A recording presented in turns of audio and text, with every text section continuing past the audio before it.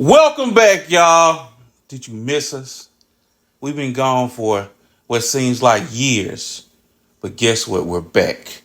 GQ Wrestling is here to fulfill all your fucking wrestling needs. Because we know y'all need it. Because we know what y'all been stuck with. Y'all been stuck with all these average dudes who just tell you average shit. And your average ass sucks it all up. But guess what? The often evil advocate of the in crowd is back to fulfill what y'all should have been given in the first fucking place. And we ain't gonna even hold y'all. Because there's a lot to talk about. Of course, I'm joined by the Oracle himself, G of GQ Wrestling. What's going on? Happy Father's Day to all the super dads and wrestling dads out there, man. Y'all have a good one. And like Q said, we are back intact, and we finna kick off this episode for y'all. Yes, we are. And I kind of glazed over it. Pause on the glaze, no diddy. It is Father's Day technically, but I be so reluctant to say the days now because I'm such a fucking overdoer when it comes to this editing shit. I always feel like it gotta be perfect. I gotta have the right screenshots here. I gotta time it up, and I'm gonna take fucking 2 days to get the video out. But I'm not gonna do that today. Look, I'm swear I'm just tired of it because those same videos I put extra effort in do 40 or 100 views. That's crazy. That's madness. This is $1 million operation we're running here. We should have 1 million views on top of 1 million views. You guys shouldn't be hearing dogs in the background, but you are. Do you know why? Because we're at the fucking bottom. We're in the kitchen. And we're not cooking on the stove, but we cooking right here, and that's all that fucking matters. Y'all gonna get this episode raw and uncut. Dogs in the background, pot shaking, whatever the hell is gonna happen, it's gonna be real and uncut. We ain't WWE yet. We ain't how ECW was. We're the fucking ECW. Right now, we're the promotion that we gonna give y'all free tickets to come in, and guess what? Y'all gonna enjoy the fucking show. We're gonna do what Paul Heyman always said: insinuate the great, hide the bad. But not today, because it's Father's Day. And of course, our Father who art in heaven, the greatest of the GOATs, Gary Watts. My dad could beat your dad. I'm just throwing it out there. And any day of the fucking week. He's looking down on us, and he's happy because regardless of how it's going. And we're keeping on because we know that one day, all you jabronis, all you fake guys, all y'all go along, get alongs are going to find out, holy shit, these guys were giving us gold, and we were accepting handful of shits. Because that's what every other wrestling podcast, wrestling channel is. It's a whole bunch of shit smiling like, hey guys, what's going on? No, we're telling y'all what's going to happen. We're predicting this shit. Half of the time, we're fucking right all of the time. Period. So, thanks for joining us on Father's Day, and we're going to kick this off by talking about what happened in the States the day before Father's Day at Clash of the Castle. Before you answer, G, call it Clash of Tell me bullshit. this. Tell me fucking this. Why the black people had to lose? I knew Q was gonna bring this up. See, it's leaving you speechless. There's no reason why Bianca and Jay, the greatest tag team, men or women, had to lose right now. Not to cut Q off, but who in the fuck are these two that even got the belt? Where did they were come hometown from? Where? Heroes, apparently. Why? Who? What? Where? Alba Fire and other guy. Congrats to y'all. But you know what? This was something special that you had in Bianca and Jade. And from the beginning, the WWE has dropped the fucking ball and the bag with them. Let it roll out the fucking basketball. How can you have a group of this magnitude? I'm talking about fucking in music. These motherfuckers would have been like Michael Jackson and Prince coming into a group, and y'all treating them like Millie fucking Vanilli. How? Where are the shirts? Where are the toys? This is marketing gold. They didn't even have a name. We threw it out there. The new mega powers. The mothers of destruction. No. Anything. I'm on the WWE website. I'm like, oh man, let me look and let me find something with Jay and Bianca on there. And from the beginning, even with their intro, they tried to split them up. You got Jay music coming on, then you got Bianca. Give them a theme that fits both of them, so they both can come out in that magnitude and mesh together. You didn't. You introduce Jay as a champion. You don't give a side place. Jade Cargill, the most marketable female probably in wrestling history, has 2 shirts in your shop. 2 shirts. 2 shirts. Not 3, 4. Jade is a fucking one of one. You're not going to walk down the street and find anybody that fucking looks like her. She should be on the top of the fucking marquee. Great.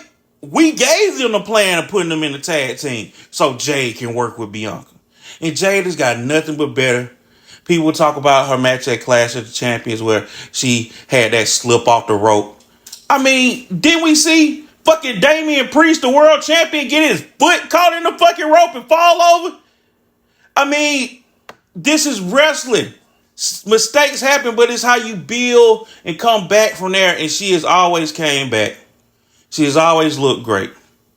The only good thing to come out of that match was Jay and Bianca weren't pinned.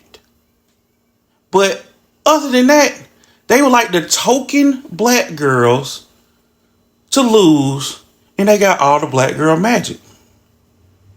They can say they didn't get pinned, but yeah, man, it's just weird. Not only that, y'all let them lost on Father's Day fucking weekend.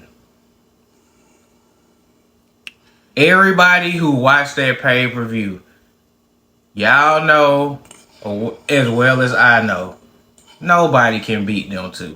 How them 2 fucking nobody lunch cards, whoever they are, won this belt. Not even that. Why not give it to Zoe? Look, it was obviously a ploy to make them fans happy. Come on. Fucking wrestlers right now. All right. Because I got to get this shit off my chest for it drive me crazy. It's so many wrestlers right fucking now that they are downplaying. And I got a list of fucking names that deserve a belt by now. Who's on the list? Jay fucking Uso. True. Long fucking overdue for a belt. So he's true. worthy. He's been there. Greatest, him and Jimmy, greatest tag champs of all time. And he can't get a fucking Intercontinental belt, United States belt. Let him fight fucking Sami Zayn. That'll be a good storyline. They cool, but then they gotta face each other, so now they beefing like Biggie and Tupac. Look, I figured this whole Sami Zayn thing was just so they can appease the crowd at Crown Jewel. You don't know, religion-wise, it fits what they're trying to do out there.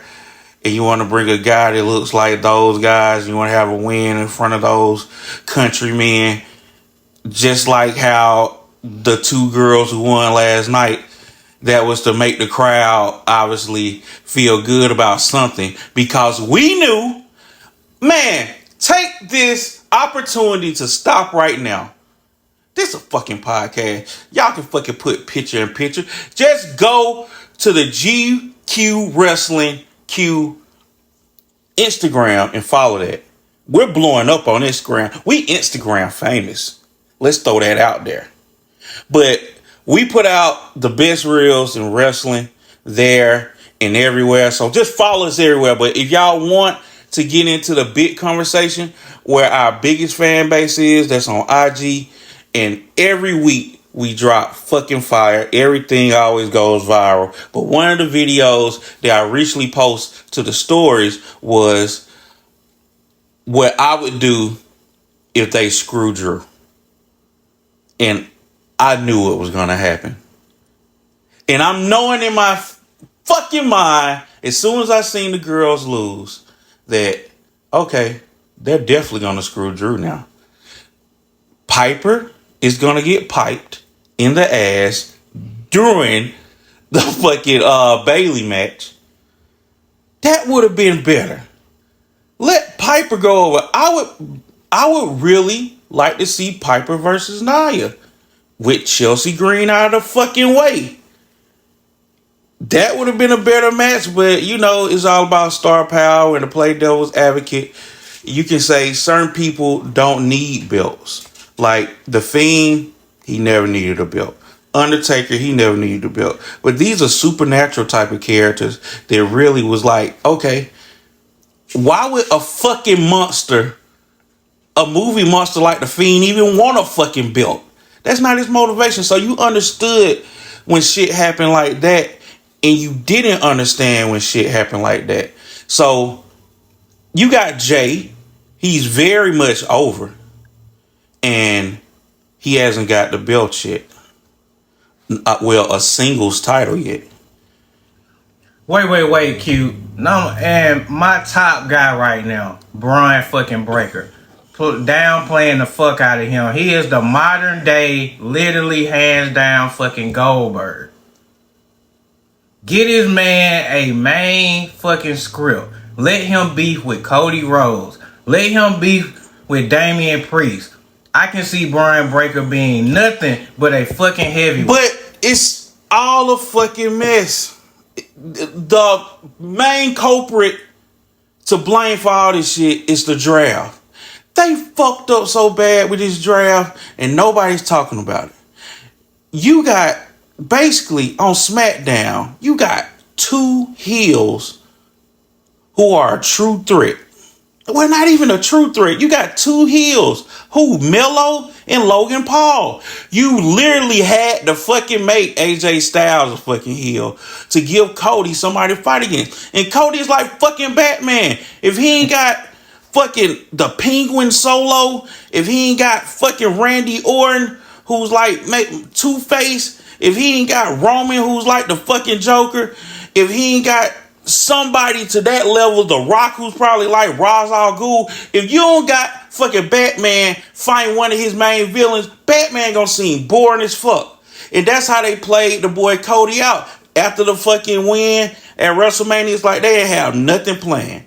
Cheers for them fucking finally saying Cody needs to stick with this whole bloodline shit, just so ultimately we know it's gonna lead back to The Rock. But along with the draft, you kind of put this group here. You gave Cody no Gunther. Cody versus Gunther, that's a fucking given. Nobody wants to see Gunther versus Damian Priest. They really think that we look at Damian Priest as a fucking babyface, as a good guy. We look at him as a mediocre heel. I think Damian Priest is turning into a good guy. No, they're trying to position him that way, but he's not getting good guy pops. Nobody gives a damn about what is going on with Damian Priest. The Judgment Day was supposed to be on some evil 3-6 Mafia shit. I don't care about the Judgment Day. That's why fucking the House of Black should come around that motherfucker, spin kick everybody, keep fucking real. Because that's where it's leading for fucking Dom to fucking change on fucking Mummy and then go with fucking Liv and then Liv fucking drop him like a bad habit. We know that in game. What I'm saying is, with the draft, you could have put Braun Breaker over there to beef with Cody. That's the Georgia match we want to see. We don't want to see Cody keep like Sonny and AJ actually. AJ, he'll make a good United States champion because we know that they're not giving it to L.A. Knight. No, they're not giving it to him. And just to set the record straight, guys, they are definitely downplaying after that little incident, Tiffany Stratton. Yeah. Who is number one should be champ. Yeah, she has all the makings of the best woman's heel in wrestling. I'm talking about a true women's heel. And this gets overlooked because there be a lot of motherfuckers, a lot of you simple motherfuckers hating on Nia Jax for what? She is a true fucking heel. We fucking love you, Nia. Oh, okay. First off, we ain't gonna disrespect you no more, Nia. We gonna say Queen Nia. We love you, Queen Nia. Queen Nia is out here being a fucking true heel. She's fucking going at the fans. She's going at the fucking kids. Could you imagine during that fucking Jade Cargill match, she would have just snatched Jade Cargill's daughter and ran to the back and kidnapped her for a week? That would have been fucking fire. But that's what we expect from fucking Nia. And I guarantee you remember we predicted it, and y'all can go back. We got receipts on receipts on receipts. Look at our fucking show. We told you now. We said, ain't no reason why I like to call her Trish Stratton because she's the fucking GOAT. But Tiffany fucking Stratton, the only reason that we knew what was going to happen with Bayley at WrestleMania, we said directly after that, Tiffany should be on Bayley's ass. And directly after that next SmackDown, guess what? Tiffany was on Bayley's ass. And like G said, if that little gaffe on social media wouldn't have happened, I believe she would have been the champ going into this motherfucker. People need to fucking get over themselves. Everybody says stuff or post stuff just to be cool, visual. Yeah, man, whatever. Just to like show the fans love. Like, I see you created this thing that's going viral. I really appreciate this. Let me fucking put this on my story. Half of them probably not even managing their page. Half of these pages are managed by their family and friends. Like little Tiffany's fucking cousin. She didn't probably understand the context. She just thought it was funny. Nobody asking the race of the person who actually made it. Probably some fucking white teenager made that shit. But it was funny. And it's in context, man. So I'm just saying, come on now. Tiffy, we fucking love you. Everybody make mistakes. And you're young. You young as fuck. So we gonna fucking let that slide. But understand that is another thing. Not to cut Q off, but going back to who's hot in the merch. Look at Tiffany Stratton. She literally has one or two shirts. Jade Cargill. Really one shirt, because the other shirt didn't even fucking matter.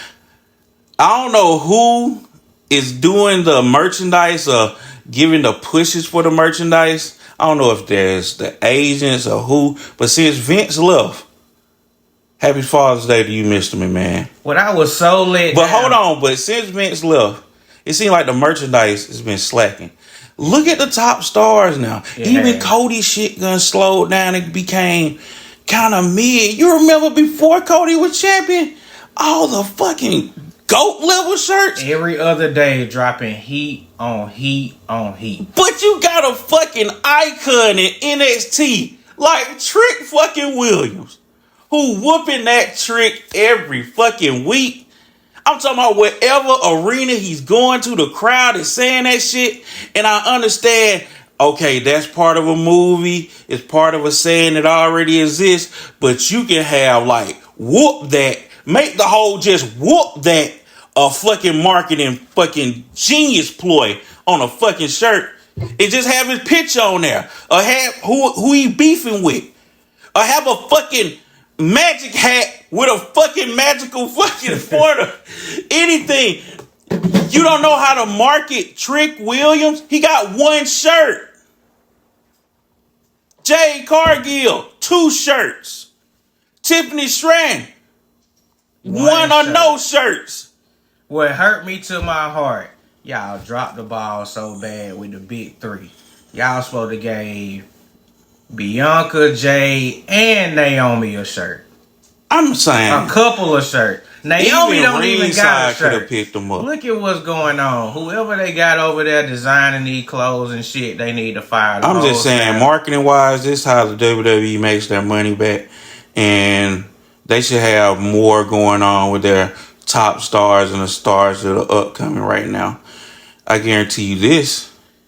if Shawn Michaels was in charge of this shit, it'd be going crazy because Shawn Michaels has the greatest eye for talent the gotcha world has ever seen. And Shawn Michaels should be protected. My other go-to guy right now that I truly love. It's 3 guys that I truly love right now. No, I'm playing. It's 5. I'm gonna tell y'all my 5. Okay. Now, because he had to get his Neo thing together, Cody. Yeah, because you were in Cody fucking Rhodes hell. Cody was like... You had champion's remorse. It was like Agent Smith was getting the best of his ass, but then he got his ass up off that floor and said no. It's just the fact that Cody got an adversary like AJ out there now. Somebody who's was probably like a sparring partner who actually became like a villain. And everybody is still waiting for the Cody versus Randy match. Yeah, get to that, but let's hear the rest of your list. Number 2, Braun Breaker. True.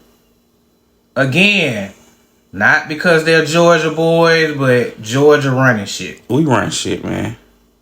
Go Dogs. 3, just because his fucking... I think he has the best physique body in the game. Big fucking shout out to AJ Styles. Whatever you doing, AJ Styles, don't stop it. 3 Georgia boys in a row, but it's not about Georgia. Number 4. He's kind of my favorite, my secret favorite, Andrade. Man, they dropping the ball. I love seeing him rap. And they dropping the ball with him. I would definitely have, especially this close to election time. I have Cody definitely fight Andrade just for the memes alone, dog. You got the whole Mexico versus America. You can have like a fucking immigration. And last but not least, hold on.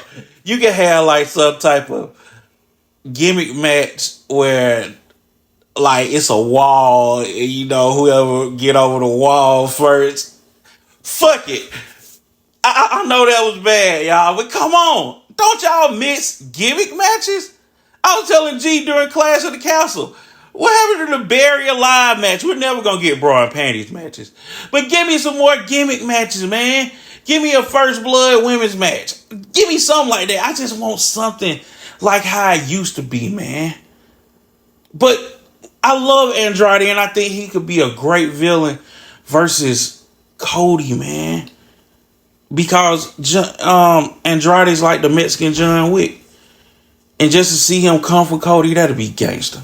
And last but not least, one of my favorite guys, and I love him even more because he got turned up on you motherfuckers.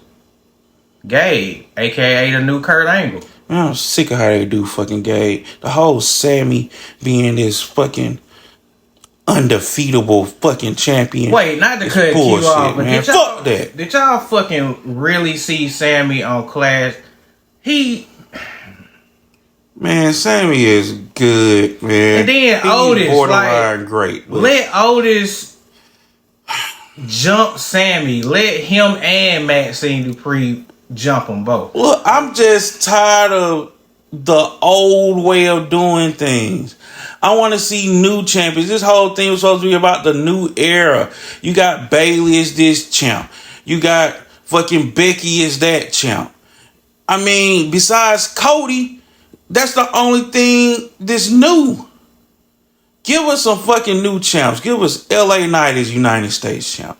Give us Chad Gable as Intercontinental champion. That's how it should have been from the fucking point. If y'all didn't want to push this whole crown jewel propaganda on us. I'm just saying this. Make it mean something. In these upcoming matches, y'all working towards SummerSlam, that's all good. But let it have a payoff. Because we're angry and we're emotional wrestling fans when stuff doesn't go the way we see it. And a lot of times we're wrong about that, I must admit. But I just hope after all this, it's a great payoff. Because, you know, we always predicted that Jade and Bianca would end up being the main event of WrestleMania where they actually fight against each other for a championship. So this ride had to end sometime, but this soon, crazy. Like, that was insane. I talked to a very smart woman who is my wife, and she said, yo, definitely, probably, at least by Friday, but maybe even Monday, Jade Cargill and Bianca gonna get those belts back. That was just something for that country. So they'll have something after Drew McIntyre decided to lay down for the second time in front of his town. So that's crazy. You know, honestly, I think that Drew is okay with all this. I think that Drew sees maybe a bigger picture and say, yeah, they gonna look out for me. At SummerSlam, CM Punk, he gonna beat Priest for the belt, and that's gonna make it a bigger match because I'm gonna go up against him, and all the times he screwed me, I'm gonna screw him and all this stuff. But where does Jay fit in all this, you say? Because, you know, our boy Jay, he's definitely gonna try to be something in that picture, right? We already seen him throughout that he wanted to be the Money in the Bank winner. Yeah, I can see that happening. But when is he going to cash in? Who he's going to cash in on? Gunther. And Gunther, man, for all the good stuff about him, number one, if y'all seen Monsters Inc., y'all will get this reference. Sully in Monsters Inc. was 100 times better than Sully in Monsters University. Because Skinny Sully had no soul. He just didn't. Like, the thing about Gunther, he's an amazing wrestler. Don't get me wrong. But he lost a lot of weight, but he kept that same move set. So a lot of the moves that he did when he was a bigger guy looked a certain way. It looked devastating. Versus him trying to do it now. Like when he goes up on the top rope for the splash, it is ass. It is one of the most ass moves in professional wrestling. Like, I don't even think he got a set finishing move. He just, like, maybe that's his thing. He get in there and he just beat you any way he can with wrestling. If that's cool, all right, fine. But his moveset doesn't fit him, and his promos been mid as hell lately. I mean, he's the king of the ring, but he hasn't even placed the crown on his head. So do you believe you're the king, Gunther? I don't know. And why in the fuck was Braun Breaker not in the king of the ring? Give Braun the fucking crown. Actually, first off, don't even have the fucking crown there. Make that shit a belt or something. Because the whole thing of having these guys walk around with crowns on their head, Nia stop wearing her crown after like the first week. Y'all know what's finna happen. Braun Breaker finna be one of the greatest heels. Y'all heard it here first. I don't think Braun Breaker gonna be one of the greatest heels because of this. He's actually very over with the fans. Even when he coming out there and wrecking people, guess what? He's getting cheered like a motherfucker. I think he's people were fucking cheered. Like in a gladiator stadium cheering for the death of Ricochet. The whole time he was getting mobbed. He had that heel look in his eyes, y'all. Whole crowd like, hoo. Ricochet like, damn, they want me to die. Picture Cody come out there in his nice little suit, talking in the ring with his microphone, and out of fucking nowhere, you just hear barking. And then he stand over him and do the bark. Hell yeah. Y'all fucking love that. But they wouldn't be able to sell that. I believe Braun Breaker would be the type of guy that can make them cheer for him more than Cody. Because, keep it real, a lot of people right now are having WrestleMania remorse, and they would love to see Cody lose that belt. But he would have to lose to somebody like Randy. Because we know that this AJ Styles shit is over. At least it better be over. Y'all gonna have AJ say I quit? Come on now. Y'all gotta move the ball.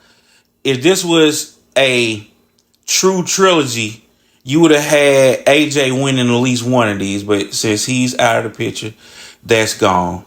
But damn. Look, y'all, we gotta enjoy the rest of our Father's Day. To all the fathers, we hope y'all enjoyed this fucking show. And the mothers who are playing the role as fathers, we accept y'all as equals too. No, we don't, but we love y'all. So to everybody who's listening, we had to end the show abruptly because we got stuff to do. But y'all continue the conversations in the comments. Contact us. We're the few people in this shit that actually will respond to y'all ass. While y'all on motherfucker stream, moving around so fast, the whole chat, you can't even see your fucking questions. And you like, oh, I hope he sees me. Motherfucker, we see you. Talk to us. We'll be your fucking friend. Soon, when we blow up, we'll have you over for the fucking annual backyard barbecue. Y'all don't want to miss that shit. So get in where y'all can right now, because we can remember names. We know all the motherfuckers who really support, whether that's family who pretended to be family or the motherfuckers who really doing it, who are family. Family is in blood. Family is loyalty. Remember that shit. Know that shit. So y'all tune in. Because we're not stopping. We're going to keep going until everybody knows the name GQ Wrestling.